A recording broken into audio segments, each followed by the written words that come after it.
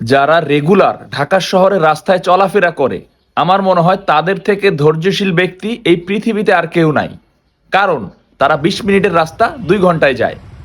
ঢাকার শহরে এই পরিমাণ জ্যাম যে আমরা অতিষ্ঠ হয়ে গেছি। আর আমরা এটা মাইনাও নিছি যে আমি এইখান থেকে গুলিস্তান যাইতে হইলে আমার 2 ঘন্টা সময় লাগবে, কিন্তু আলটিমেটলি আমি যদি ফাঁকা রাস্তা পাইতাম তাহলে কিন্তু আমার সর্বোচ্চ 20 মিনিটও লাগতো না।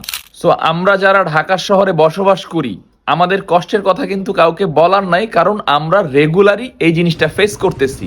বাট আপনাদের কাছে যদি কোনো সলিউশন থাকে যে আসলে জ্যামটা কিভাবে কমানো যায়, কিভাবে কি করলে জ্যাম কমবে, রাস্তায় আমরা একটু নর্মালি চলাফেরা করতে পারবো, অবশ্যই কিন্তু কমেন্ট করে জানাইতে পারেন। কারণ সরকার কিন্তু এই জ্যাম নিয়ে অনেক কাজ করতেছে, ট্রাফিক বিভাগ তারা প্রচুর কষ্ট করতেছে, তারপরে কিন্তু এই জ্যাম কোনোভাবেই কমতেছে না।